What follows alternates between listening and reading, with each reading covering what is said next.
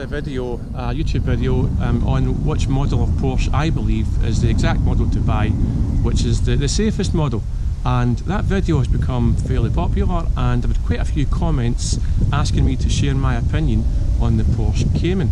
So in today's video I'm going to do just that. We're going to talk about the Porsche Cayman while I'm out and about in my old car. By the way, just say before we get started that I am fully aware of the proper pronunciation of the word Porsche. I know the proper pronunciation is Porsche. However guys, I'm from Glasgow, right? So if I was to start using the word Porsche instead of the word Porsche like we all do here, then there's a good chance that half my family might disown me, half my friends might walk away and never speak to me again, and I might even get lynched. So for the purposes of this video and every other video, I'm going to carry on calling it Porsche. Okay. Once again, it's quite loud out there. We're close to the flight path, and with cars going past as well, I thought I'd do the remainder of the video in here so we can get back up close and personal with a lovely close-up of my face, which I'm sure you all love. So let's go back a wee bit. So back at the early 2000s, Porsche was at an interesting crossroads. The 911, the 996 had been selling pretty well, and the fairly new Boxster had established itself as a brilliant and affordable roadster. So Porsche very quickly cottoned on that there was a wee space in the market for them to have a car that bridges the gap between the affordable roadster and the flagship 911. And they basically came up with the Porsche Cayman. This new model would share the same platform as the 987 Boxster, and would be very much based on the 987 Boxster, which is also sharing the same platform as the 997 911. So basically what you've got is three Porsches that share the same platform: the 997 911, the 987 Boxster and the 987 Cayman. So really you're talking about these three cars, although branded very differently, are actually very, very similar underneath. They use the same type of engine, the same transmission, same materials throughout. Obviously the Boxster and the Cayman are mid-engined and the 911 is rear-engined, so there's a fairly big difference there.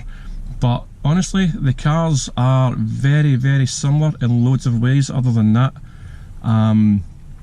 So material specifications, you're basically getting everything you would get in the 911, 997 type. In late 2009, the Boxster and the Cayman 987 had a facelift, and the second generation came in, the 987.2. So the Cayman S, the 3.4S, had the BHP increased from 295 to 320 brake horsepower, and they had a 7-speed PD key introduced as well. The 2.7 had 245 brake horsepower, while the 3.4S had the 295 brake horsepower. The base model came with a 5-speed manual, and the Boxster S came with a 6-speed transmission as standard. Both models, as per the Boxster, offered PDK as well. So basically they were straight away, it wasn't blisteringly quick in terms of Porsche sports cars, but certainly fast enough out with of that, and a fast enough and capable little sports car. The coupe, the roof gave it a wee edge. It was a wee bit more stiffer, and it was a bit more responsive than what the Boxster was, and the Boxster was already very stiff and responsive. But the Cayman sharpened it up just a little bit more as well. The S could get to 60 in 5.1 seconds, the base could get to 60 in 5.8 seconds, so no slouch by any stretch. By the way, can I just say just now as well, if you're having trouble making out my thick Glasgow accent, perhaps you can try putting the captions on, and you will see subtitles generated on the YouTube videos. So that's a very brief overview of the model types for the Cayman 987. So I'm going to quickly run through, in this video, I'm going to run through my dislikes and likes of the car, so that just to share my opinion, and you can take from it what you wish, and hopefully will give you an idea of what the Cayman is like, and the good and bad points. So let's start with the dislikes, which there aren't many, I'll say straight away. The dislikes for me, again, it's very personal, are that the Cayman was intentionally detuned so that it sat below the flagship 911 model. I don't like that very much, you know. It was a bit subdued, detuned to go slower, because I think the thinking was, with it being such well balanced mid-engined car, I think it would actually overtake the 911 in terms of speed round the ring and whatever else, and people would just find it a better car all round. So in order, Porsche clever marketing wanted to always keep the Cayman well below the 911, which is their flagship model. Loads of reasons. I mean, the 911's been their signature model from day one, more or less, and it is their identity. So to suddenly come in with a new Cayman model and for that to take over the crown, Porsche wouldn't do that. So they've deliberately kept the Cayman below the 911, and there's something not so good about that. If you drive a Boxster, any Boxster or any Cayman, you're going to very quickly realise just how easy it is to drive. It's very well balanced, it's razor sharp handling, stiff, sporty, really responsive, and it really is an easy car to drive quick for the majority of people. Just having that mid-engine configuration where the engine's behind you but in front of the rear axle makes a big difference to the handling traits of the car, and that becomes apparent. Would everyone notice that if they were, I mean, if you were to go into a Cayman, for example, and close your eyes, you wouldn't know, most people probably wouldn't know straight away if they were driving an 911 or a Cayman, but once you've put some miles in, you'll understand the different handling dynamics of the mid-engine configuration, which in some ways is arguably better than the rear-engine configuration. I mean, people go on about the idiosyncrasies of the rear-engine layout in the 911 and how you can use that traction to your advantage, and there's a particular style of driving that you do with an 911 to drive it quick, and that's a skill set that's hard to master, and it's a challenge. People love that challenge. The Cayman's a lot easier, you don't have that challenge, but you can go around corners quicker, easier. So I can understand why Porsche intentionally keep the Cayman below the 911, because there's a good chance it would be better than the 911 if they didn't do so. So yeah, getting back to dislikes, again, minor stuff. I don't really like how same with the Boxster and 911 of the same era, you don't get an oil dipstick. That sounds trivial, I know. An oil dipstick would be really good rather than having the digital readout on the dashboard. Again, personal preference, maybe I'm just old school, like I've got this old 911 and the dipstick in this like seems about 3 foot long, and I just like it for its simplicity. Not a go at the Cayman, right, it's just modern Porsches, I suppose. We can moan at that. The Cayman does suffer from all the same issues that the corresponding 911 and Boxster suffers from, so that means you do have RMS and IMS and bore scoring and water pumps and AOS, all these things that crop up in 911s and Boxsters are all prevalent in the Cayman as well. I would say that the bore scoring issue, one of the main ones, doesn't affect the 2.7 base model Cayman 987. It seems to just only affect the 3.4 S model, and the reasons for that I've discussed in previous videos. I also discussed the reasons for that in great detail in my Porsche books, which if you're interested in Porsches, I'm sure you'll love these books. I'll link them below.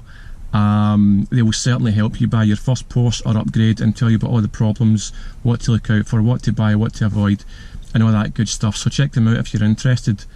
Really, that kind of wraps up the dislikes on the Cayman. So let's move on to the likes. So the likes, well, there's a bigger list of likes. Let's start with the looks. I think the Cayman 987 1 and 2, in fact I think all of the Caymans look fantastic. I really love the styling of them. I love their rear haunches. I love how it looks very similar to me. There's clear design hues to the 356, the 550 and the 901, all good historical sort of nods. Beautiful design, purposeful, small, nimble, compact, and the interior is very purposeful again, very ergonomically laid out very well, lovely to sit in.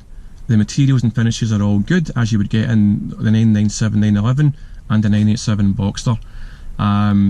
Again, I love how it shares the engine, the trans and the platform with the Boxster and 911. I love how practical the Cayman is. You can open the rear glass hatch and there's a small storage area there, and you've got a front and rear trunk just like you've got with the Boxster. You know, the Cayman is very much like a Boxster it's a coupe version of the Boxster with some minor adjustments to the suspension for the extra weight and stuff, so it's a bit stiffer, but it's pretty much like a hardtop Boxster in many ways. So I love the mid-engine layout. I love the engine sound, which sounds different in a Cayman than what it does in a Boxster. It sounds a little bit louder because of the noise echoing around the cabin, which is a good thing, I think. You can get decent MPG on a Cayman, just like you can with a Boxster. You can get up to 30 miles per gallon. Not that that is a consideration most of the time, because you don't buy these cars for their good MPG, you buy them to have fun in. And if you're having fun in it, the MPG is going to be quite a bit less than that, but the miles per mile are going to be worth it. I love the value of the car. It's decent value. I mean, for the same money, you can get a newer Cayman than an equivalent kind of an era 911, 997. So you're getting most of the same type of car as what you would get in a 997, 911 with a 987 Cayman. Very similar kind of car for a lot less money, and a newer car. So I like that about it as well. I like how it's a very easy car to drive daily and to live with. Servicing costs are very similar to the Boxster.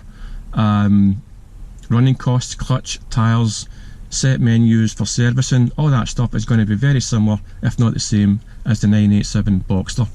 What I would say is the road tax on the Cayman is a wee bit strange, in that different model, it seems to jump around from £430 a year to £735 a year on various models, similar years, spaced out by a couple of months. You know, I think it's pre-March, 23rd of March was it 06. If you go pre-23rd of March 06, I think it is, then the road tax is something like £430.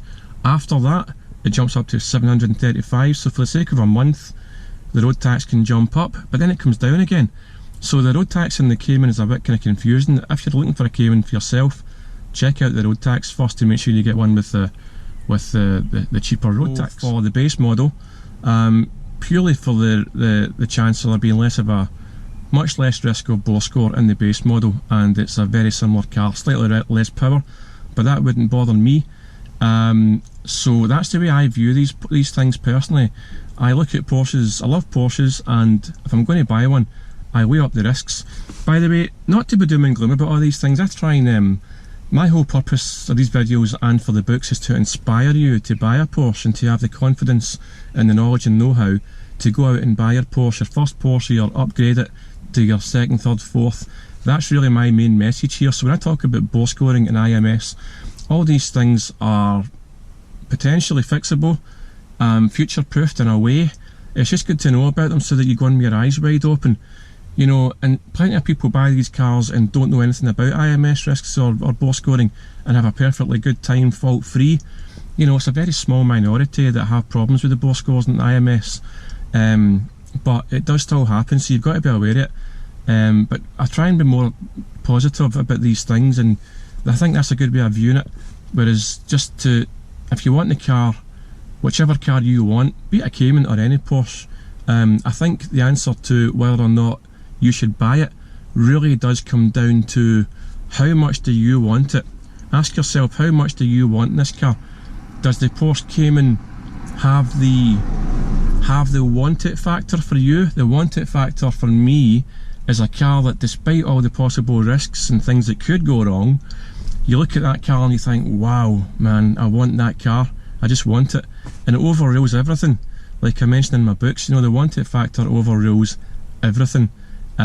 So if the Cayman has the want it factor for you, then follow your heart, guys, and buy one. They're great cars. Get a PPE if you want, do some preventative maintenance, keep your eye on things that are telltale signs for bore scoring and IMS problems. There's a pretty good chance you're going to have a great time with no problems. Would I buy one? Well, interesting. I was certainly going to buy a 987 Cayman at one point. A few years ago, I kind of lusted after them. I loved the shape, and I thought one day I would like one of those. But my personal Porsche journey has changed a wee bit, and I've had a few cars since then, and my needs for a Porsche have changed. So my personal belief is, if I would buy a Boxster over a Cayman, because the Boxster is like the Cayman, only with a soft top. And that's what I would do out of those two cars just now anyway. I'm saying that from the benefit of also owning an N11, which we're sitting in just now, a 993. So if I didn't have that 911, there's a possibility that my attitude would change and I would go for a Cayman over the Boxster. But it depends what your needs are. First Porsche, yes, it could be the Cayman. It's really up to you, and there's loads of good offers on good value Caymans in the classifieds just now, and all throughout the year you'll pick up a good Cayman fairly cheaply, and you know, by all means get it inspected and then drive it and enjoy it. These cars are meant to be driven and enjoyed as much as possible.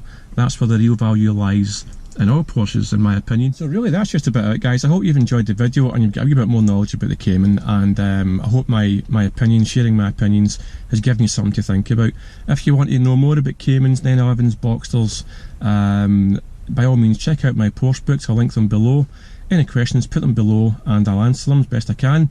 And thanks for watching. Give me a wee thumbs up and subscribe if you want to, and I look forward to the comments, and I'll see you guys on the next video.